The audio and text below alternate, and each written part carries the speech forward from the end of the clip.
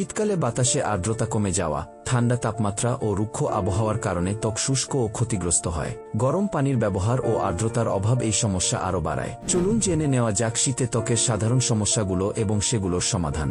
ঠোঁট ফাটা। শীতে ঠোঁট ফাটার সমস্যা কার না হয়। এ থেকে রেহাই পেতে প্রচুর পানি খান এবং সম্ভব হলে বাড়িতে একটি হিউমিডিফায়ার ব্যবহার করুন। ঠোঁটে পেট্রোলিয়াম জেলি লাগান। প্রতিবার বাইরে যাওয়ার সময় সানস্ক্রিনযুক্ত লিপ বাম বা লিপস্টিক লাগান। ঠোঁট জিভ দিয়ে ভেজাবেন না, এতে ঠোঁট ফাটার সমস্যা আরও বাড়ে। পা ফাটা। পা ফাটলে ব্যথা হয়, বিব্রতকরও বটে। এর প্রধান কারণ ত্বকের শুষ্কতা। ফাটা গোড়ালিতে পেট্রোলিয়াম জেলি লাগিয়ে প্লাস্টিকের মোড়ক দিয়ে ঢেকে এবং মোজা পরে থাকলে উপকার মেলে। বারবার পর্যাপ্ত ময়েশ্চারাইজার মাখুন।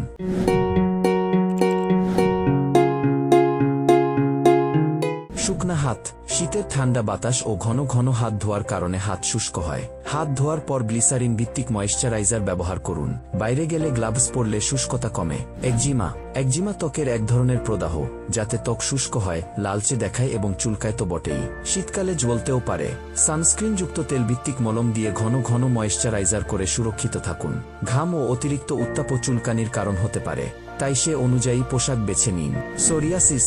সোরিয়াসিস ত্বকের গুরুতর সমস্যা। এটি ইমিউন সিস্টেমের ভারসাম্যহীনতার কারণে হয়। শুষ্ক বায়ু, ঠান্ডা আবহাওয়া ও সূর্যালোকের অভাবে এ সমস্যা আরও গুরুতর হয়ে ওঠে। প্রতিরোধের জন্য হালকা উষ্ণ পানিতে গোসল করুন নিয়মিত।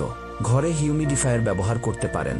চুলকানি। শীত ও শুষ্ক আবহাওয়ায় ত্বক শুষ্ক হয়ে চুলকানি বাড়ে। পর্যাপ্ত পানি পান করুন। হালকা গরম পানিতে মৃদু সাবান দিয়ে গোসল করুন।